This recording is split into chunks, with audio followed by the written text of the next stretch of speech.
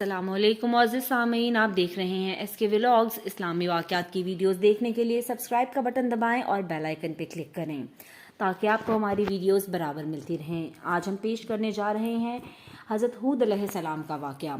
حق تعالیٰ نے حضرت ہود علیہ السلام کو قوم عاد پر بھیجا۔ وہ قوم دراز قد اور چوڑے جسم کی نہایت خوفناک تھی۔ سب سے لمبا ان میں 100 گز کا اور ٹھنگنا 60 گز کا، اور وہ سب کے سب بت پرستی کرتے تھے اور خدا سے از حد بیزار تھے، اور وہ سنگ کو تراش کے پہاڑوں میں اپنے مکانات بناتے تھے اور اپنی تنگ نظری اور سنگ دلی سے بتوں پر ایمان لاتے تھے، مگر ان میں سے ایک فرقہ ایمان نہیں لایا تھا، اور وہ ان کافروں کے خوف سے اپنا ایمان چھپاتا تھا۔ جب حضرت ہود کے پیروکار حد سے زیادہ ہوئے تو سب کافر حضرت ہود علیہ السلام کو ایذا دینے کے لیے آمادہ ہو گئے۔ جو لوگ ان پر ایمان لا چکے تھے انہوں نے حضرت ہود علیہ السلام کو اس بات کی اطلاع دی، تو حضرت ہود علیہ السلام نے جناب باری میں ان کفاروں کے واسطے بد دعا کی۔ اس بد دعا کے نتیجے میں برسات موقوف ہو گئی اور زراعت سوکھ گئی، اور تقریباً 7 برس تک وہ کافر قحط کی بلا میں گرفتار ہوئے اور بھوک و پیاس کے مارے زندگی سے بیزار ہوئے۔ حضرت ہود علیہ السلام نے ان لوگوں سے بہت ہی شفقت و محبت سے فرمایا کہ تم لوگ سب ایمان لے آؤ اور اپنے آپ کو دنیا کی آفت اور قیامت کی آتش سے بچاؤ، اور یہ سب آفتیں تم کو جو پہنچ رہی ہیں وہ تمہارے کفر کی وجہ سے نازل ہوئی ہیں، اور بت پرست خدا کے نزدیک سب سے برا کام ہے، اس سے بچو۔ اور وہ لوگ ہمیشہ ہود علیہ السلام سے بڑی بے ادبی اور گستاخی سے کہتے تھے کہ ہم تمہارے کہنے سے اپنے بتوں کی پرستش نہ چھوڑیں گے اور نہ اپنے دین باطل سے کبھی منہ موڑیں گے۔ اور اس زمانے کا یہ دستور تھا کہ جس پر کوئی بڑی مشکل آتی تھی وہ سخت مہم میں مبتلا ہو جاتا تھا تو وہ حرم میں مکے جا کر التجا کرتا تھا اور جناب الہی میں نہایت عاجزی کرتا تھا، لہٰذا اس کی دعا قبول ہوتی تھی۔ ان دنوں ایک قوم مکے میں رہتی تھی اور اپنے تئیں شریف اور رئیس مکہ اور سردار مکہ کہتی تھی۔ جب لوگ ان بلاؤں میں گرفتار ہوئے تو ان میں سے 70 رئیسوں نے مکہ جانے کا ارادہ کیا اور وہ سب جانے کے واسطے تیار ہو گئے۔ ساری قوم نے ان کو یہ وصیت کی کہ مکے میں جا کر دعائے استسقا، باران رحمت مانگنے کی ہر کوشش ہر شخص کرے۔ جب یہ لوگ اپنی مسافت منزلیں پوری کر کے مکہ پہنچے اور وہاں جا کر معاویہ ابن بکر کے گھر میں اترے تو وہ ان سب لوگوں کے واسطے طعام و شراب کی ضیافتیں کرنے اور مجلس عیش و عشرت میں سنوانے لگے، تو یہ لوگ اپنی بھوک و پیاس کی مصیبت کو بھول گئے، کہاں کی دعا اور کہاں کا استسقا۔ وہ سب کے سب دن رات راگ و گانا سننے لگے۔ ادھر ساری قوم نے حضرت ہود علیہ السلام سے کہا کہ اے ہود، ہم تیرے خدا کو ہرگز نہ مانیں گے، اگر تو ہم کو ڈراتا ہے عذاب سے تو کم از کم ہم کو اپنے خدا کو تو دکھا وہ کیسا ہے جو ہم پر عذاب لائے گا، اور اگر تو نے ہم کو اپنے خدا کو نہ دکھایا تو پھر ہم تجھے ضرور مار ڈالیں گے۔ یہ باتیں سن کر حضرت ہود علیہ السلام نے اپنے خدا کی درگاہ میں عرض کی اور کہا کہ خدایا مجھے ان کے ظلم سے بچا، کیونکہ مجھے ان کے ساتھ لڑنے کی طاقت نہیں، شاید یہ لوگ مجھے مار ڈالیں گے۔ اس قوم کے سردار کا نام عاد تھا۔ اس کے زمانے سے زمانہ طوفان تک 700 برس گزرے تھے، اور قوت اس کی اس قدر تھی کہ اگر پتھر پر پاؤں مارتے تو اپنی زانوں تک اس میں گھس جاتے، لیکن سب کے سب نافرمان تھے اور اپنی زبانوں سے یہ کہتے تھے، یعنی کون ایسا ہے پردہ زمین پر کہ ہم سے قوت زیادہ رکھتا ہو۔ جناب باری تعالیٰ سے حکم ہوا، ایک حدیث میں ہے کہ اے ہود، وہ 70 آدمی جو تجھ پر ایمان لائے ہیں ان کو اپنے ساتھ لے کر پہاڑ پر جا رہو۔ تب حضرت ہود ان کو لے کر پہاڑ پر چلے گئے اور کہا، اے قوم، اب تم کو ہوا ہلاک کرے گی اور تم پر غضب الہی عنقریب آئے گا۔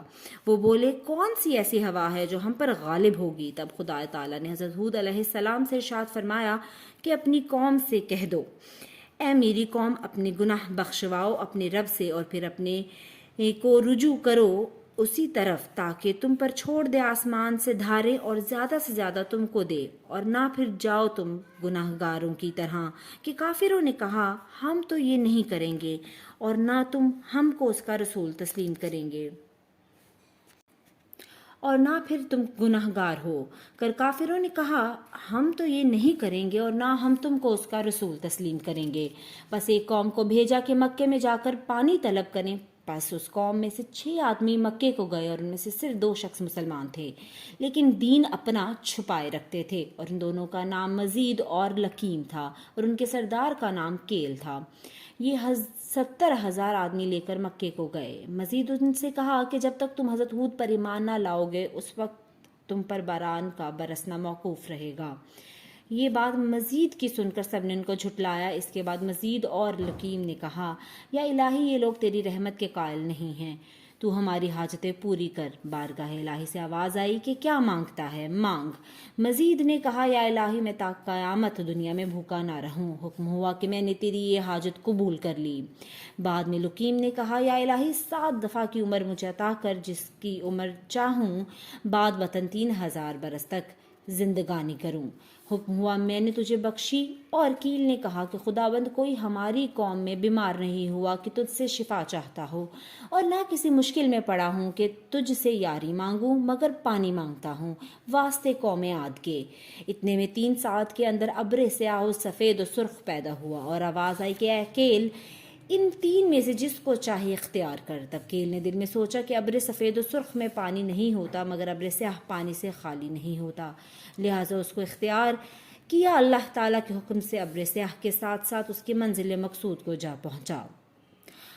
वहाब इब्न मंबा ने रिवायत की है कि सातवें ज़मीन पर एक वहाब इब्न मंबा ने रिवायत की है कि 7वीं ज़मीन पर एक हवा है और उसका नाम रिहुल अकीम है, और 70,000 जंजीरों से उसको बांध रखा है, और 70,000 फरिश्ते इस पर मुहाफिज और मुक्किल हैं।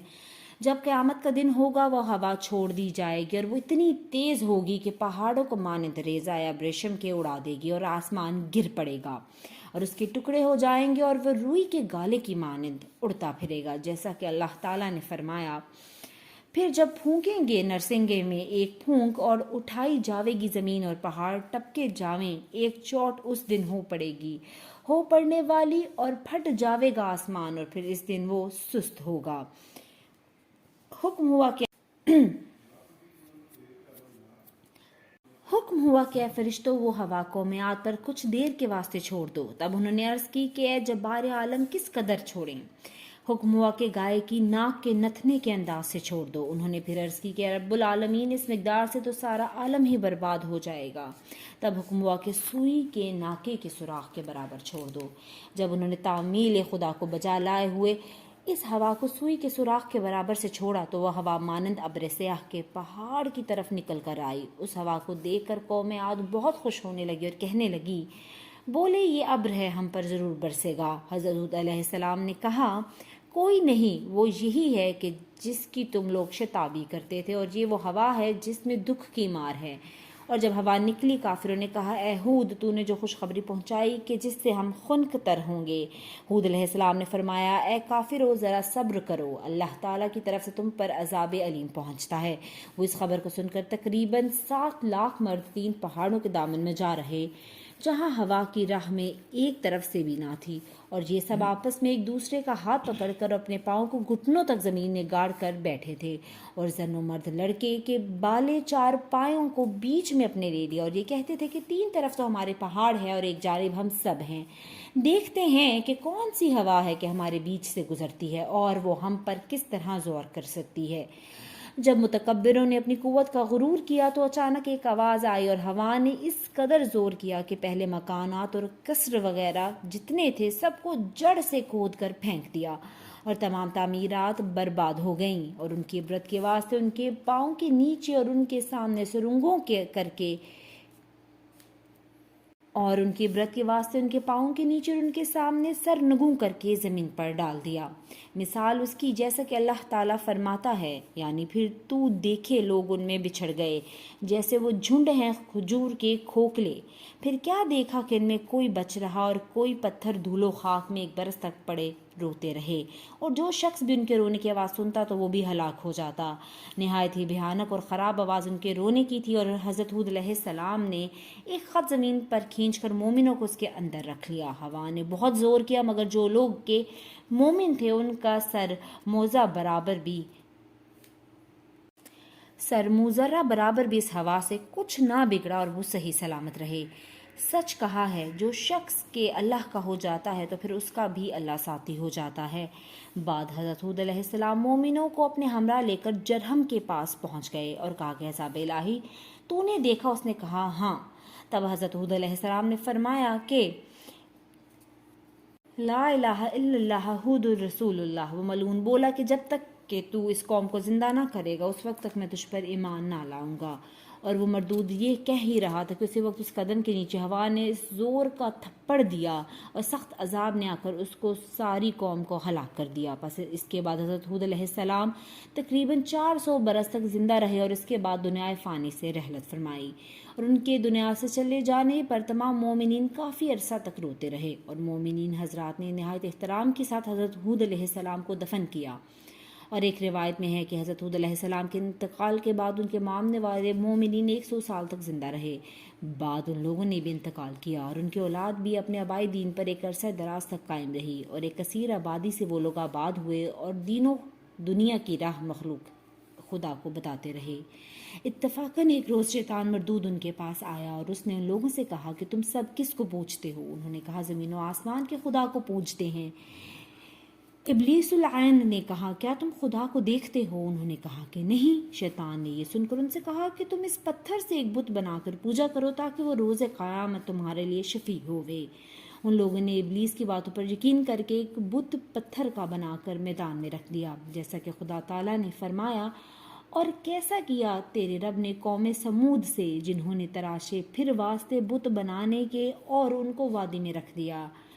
فائدہ وادی میدان کا ان مکان کا نام ہے، اور ان لوگوں نے پہاڑوں کو کھود کر اپنے رہنے کے واسطے گھر بنائے تھے، اور اسی پتھر سے اپنے پوجنے کے واسطے بت بھی تراشے تھے، اور اس بت کے چاروں طرف چھید کر کے اس میں نکرا پلا دیا تھا، اور ایک تخت عظیم الشان بچھا کر اس پر ایک سونے کی کرسی رکھ کر اس بت کو رکھ دیا تھا۔ بعد میں ابلیس نے کہا کہ تم سب اس کو سجدہ کرو، اور ابلیس کے کہنے سے سب لوگوں نے سجدہ کیا اور وہ سب کافر ہو گئے، اور اسی جگہ ایک گنبد عظیم الشان بنا کر اسے معبد خانہ قرار دیا۔ خدا تعالیٰ نے ایک مچھر کو بھیجا، اس نے اس گنبد کو چھید کر کے بت کے اندر جا کر خور تعام اپنا اس کے سر میں چبھو کر سمیت اس کو اٹھا کر دریائے محیط میں ڈال دیا۔ تمام کافر یہ حال دیکھ کر بہت متحیر و پریشان ہوئے اور کہنے لگے کہ اب ہم کس کو پوجیں گے؟ بعد خدا تعالیٰ نے اسی قوم کی طرف حضرت صالح علیہ السلام کو بھیجا۔